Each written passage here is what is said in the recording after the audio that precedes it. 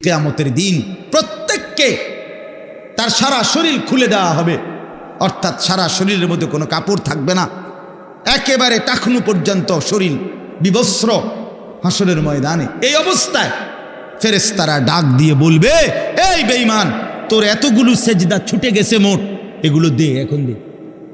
ওয়ায়ুদআউনা ইলা সুজুদ, প্রত্যেক নাফরমান পাপীকে বলা হবে সেজদা দিতে। কি দিতে? ফালা ইয়াস্তাতিউন।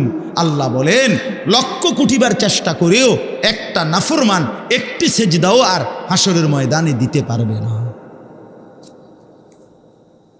খাশিআতান আবসারুহুম, আল্লাহ বলে সেদিন চোখ নিচের দিকে নামাইয়া দাঁড়াইয়া থাকবে। তারা হাকুহুম জিল্লা, চূড়ান্ত লাঞ্ছনা, বেইজ্জতি, অপমান তার কপালে জুটবে। ফেরেশতা শুধু লাথি দিবে, লাথি। ইয়াসলাহা মাদমুমান মাদহুরা, কোরআন শরীফ আল্লাহ বলছে নাফরমান পাপীকে ফেরেশতা ধাক্কা দিতে দিতে বেইজ্জতি করতে করতে জাহান্নামের দিকে ফেলে দিবে। হাঁটাইয়া নিবে না ভদ্রচিত ভাবে, না না, লাথির লগে নিবে, লাথি। লাথি দিতে দিতে জাহান্নামে নিয়ে যাবে। কোনো বেঈমান যদি, নাফরমান যদি বলে ফেরেশতাকে, ভাই সাহেব হাঁটাইয়া নেন, ফেরেশতা বলবে না, মালিকের নির্দেশ হলো তোমার লাথি দিতে দিতে নেন, বেইজ্জতি করতে করতে নাও, চলো এমনিই চলো, হাঁটার সিস্টেম নাই। এই জন্য চলো ভাইয়া। অসংখ্য ছেলে পেলে, আমি অনেক সময় বলি, অনেক ছেলে আগাইতে চায়, কিন্তু এই সমবয়সী কিছু অসৎ বন্ধু আছে, এই শয়তানরা ওরে ভালো হতে দেয় না। হ্যাঁ হ্যাঁ, হাসি দিয়া উড়াইয়া দেয়, ঠাট্টা করে উড়াইয়া দেয়। এরম দুষ্ট কিছু অসভ্য থাকে প্রত্যেক সমাজে, দুষ্ট কিছু শয়তান ছেলে, এই নাফরমানগুলো ওরে ভালো হতে দেয় না। অনেক ছেলে অনেক সময় আগাইতে চায়, বদলাইতে চায়, কিন্তু ওই অসতের কারণে আর পারে না। এই জন্য এটা সাংঘাতিক। রাসূলুল্লাহ সাল্লাল্লাহু আলাইহি সাল্লাম বলছেন, লা তুসাহিব ইল্লা মুমিনা, ইমানদার ছাড়া কাউকে বন্ধু বানাইও না। জেনতেন কাউকে বন্ধু বানাইও না, চরিত্রহীনকে বন্ধু বানাইও না, হয় তোমারে নষ্ট করে দিব, অন্ধকারে তোমারে চূড়ান্তভাবে বরবাদ করে দিব। আল্লাহ আমাদেরকে হেফাজত করে। প্রত্যেকটা ছেলে, প্রত্যেকটা বাবা, বয়স্ক লোকজন, আপনাদেরকেও বলি, চাচারা, বাবারা, ফিকির করেন। 60 বছর বয়সে গুনাহ ছাড়লেন কয়টা, বন্দিগি করলেন কয়টা? ইনসাফের সাথে বলেন। এখনো সুদ খান, এখনো কিস্তি লন, এখনো মিথ্যা বলেন, এখনো কথায় কথায় গালি দেন, এখনো চা দোকানে বসে টেলিভিশন দেখেন, নাচ গান দেখেন, নাটক সিনেমা দেখেন, এখনো বিড়ি সিগারেট খান। আস্তাগফিরুল্লাহ। ফিরবেন কখন? বদলাবেন কখন? চাচা, আপনি মরতেন না? আপনি মরবেন না? এই মাঠে কারো জানাজা হয় নাই? মৌলানার বাবার জানাজা এখানে হয়েছিল না? আমরা তো ছিলাম তখন। তাই কত মানুষের জানাজা দেখলাম জীবনে, কত লাশ, কত কবর দাফন করলাম সবাই আমরা। এত লাশ, এত কবর, এত মানুষের মৃত্যু, আমাদেরকে কিছুই মনে করাইল না। আজকে কবরবাসীদের রুহের মাগফিরাত, আজকে যারা আমাদের আগে কবরে, তাদের মাগফিরাত আমরা কামনা করলাম। আল্লাহর কসম বন্ধু, এই অল্প সময়ের ব্যবধান, হয়তো 20 বছর, 30 বছর, 40 বছরের ব্যবধানে, হয়তো 50 বছরের ব্যবধানে, তো আমাদের পরবর্তী জেনারেশন এরকম একদিন আমাদের রুহের মাগফিরাত কামনা করবে। কি এই বেশি দিন নাই, দেখতে দেখতে একদিন শুনবেন আনিসুর রহমান আশরাফি নামে একজন বয়ান করত, সে মারা গেছে। এমনই হবে, এমনই হবে।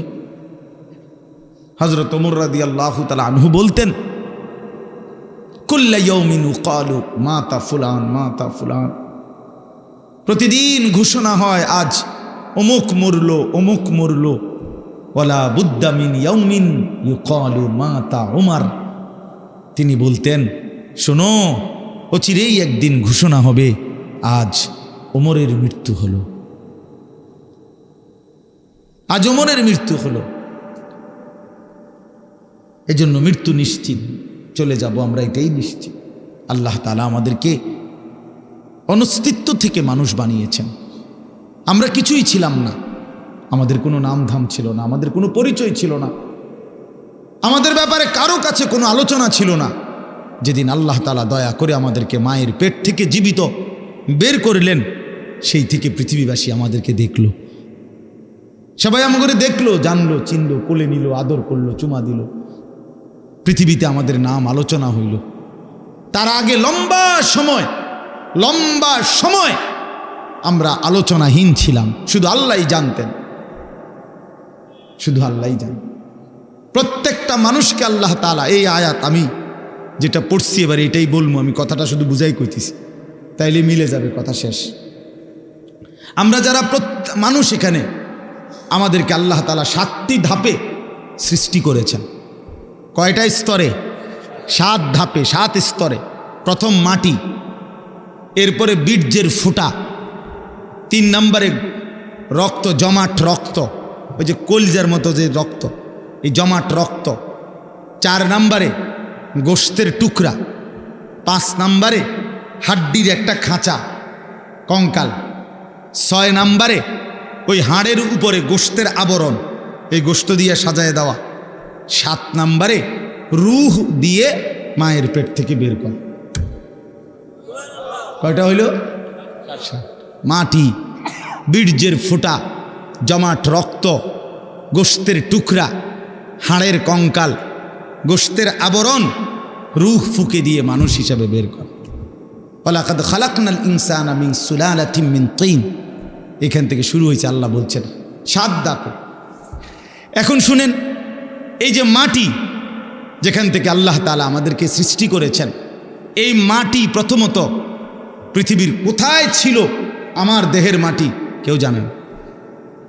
2 নম্বরে সরাসরি মাটি থেকে বীর্যের ফোঁটা না, মাটি থেকে রব্বুল আলামিন অগণিত খাবার উৎপন্ন করেছেন।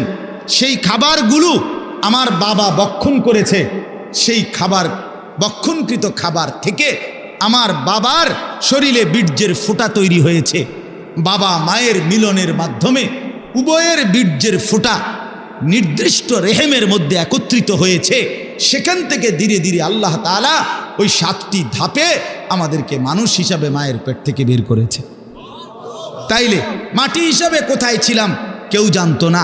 খাদ্যের মধ্যে বীর্যের ফোঁটা তৈরি হওয়ার জন্য যে খাদ্য, ফসল, যেই ফল, যেই সবজি, যেই পানি, এ কোথায় ছিল কেউ জানতাম না। এরপরে বাবা মায়ের কোন মিলনে কোন দিন সন্তান এবং শুক্রবিন্দু একত্রিত হলো সেটা আমরা কেউ জানতাম না।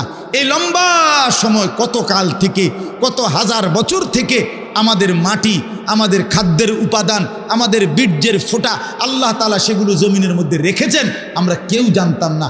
আল্লাহ বলেন, আমি কিন্তু প্রথম থেকেই সবটা জানতাম। নূহ আলাইহিস সালাম বলেন, আল্লাহ, আমি আমার জাতিকে আপনার দিকে ডেকেছি এই 950 বছর, লাইলাম ওয়া নাহারা, রাতেও দিনেও। লাইলান মানে রাতে, নাহারান মানে কি? দিন। তাহলে বোঝা গেল কি, আল্লাহর কথা তিনি রাতেও বলছেন, দিনেও বলছেন, বলতেই থাকছেন, বলতেই থাকছেন। ওমান আহসানু কওলাম মিম্মান দাআ ইলাল্লাহ। আল্লাহ তাআলা বলেন, যে মানুষকে আল্লাহর দিকে ডাকে, আল্লাহর দিকে ডাকে, আখিরাতের দিকে ডাকে, পরকালের মুক্তির দিকে ডাকে, জাহান্নামের আযাব থেকে বাঁচাইবার জন্য বলে, আখিরাতের কথা বলে, আল্লাহর দিকে ডাকে, আহ্বান করে, আল্লাহ তাআলা বলেন সেই ব্যক্তির কথাই সবচাইতে উত্তম। তাহলে আল্লাহর দিকে যে ডাকে এমন সকলেই উত্তম, সবাই প্রধান বক্তা, সবাই আহসান, সকলেই সর্বোত্তম। এজন্য এটা খুব জরুরি যে আপনার এলাকার হুজুর, আপনাকে বাড়ির হুজুর, আপনাদের গ্রামের হুজুর, আপনাদের মসজিদের ইমাম সাহেব, উনি বললে আপনি কদর করবেন না, আর ওই দূর থেকে কেউ আইসা বললে আপনি কদর করবেন, এটা ইনসাফ না, এটা উচিত না। বরং আল্লাহর কথা যিনিই বলুন, আপনার হুজুর যেমন গ্রামের, তো আমিও তো কোনো গ্রামের, আমি কি সাঁদের দেশ থেকে আসছি? কথা বুঝছেন না? আমিও তো কোনো না কোনো মহল্লা থেকেই আসছি। তাইলে এটা তো কোনো বিষয় না। এই জন্য সবসময় মনে রাখবেন, পরিবর্তনের জন্য ওলামায়ে কেরামের প্রত্যেকের কথা মনোযোগ দিয়ে শুনবেন। এই শুক্রবারে দেখবেন জুমার নামাজে, আমি প্রতিদিন বলি এ কথাটা, অনেক মুসল্লি আছে বাবা ভাই, এই মাঝ বয়সী লোক সামনে বসে কিন্তু বৈশা বৈশা জিমায়, জুড়ায় আর কি, এমনি এমনি ঘুমায়। ফলে এই চাচার কোনো পরিবর্তন হয় না। এই আগের মতোই অজু, আগের মতোই রুকু সেজদা, আগের মতোই চলাফেরা। এই যে আজকে 60 বছর বয়স, এখনও ওই চা দোকানে আড্ডা দেয়, টেলিভিশন চায়, নাটক সিনেমা দেখে, কথায় কথায় গালিগালাজ করে, এই বিড়ি সিগারেট ছাড়া জীবন চলে না। এইটা কি তাইলে? তো তাই আপনি যাই যে এত বছর ধরে আল্লাহর কথা শুনতেছেন, তা আপনার পরিবর্তন কোথায়? পরিবর্তন কোথায়? আপনি বদলাবেন তাহলে কোন বছর বলেন? বদলাবে কোন বছর? দেখবেন মূল বিষয় হলো আল্লাহর কথা যথাযথ আন্তরিকতা নিয়ে শুনেন।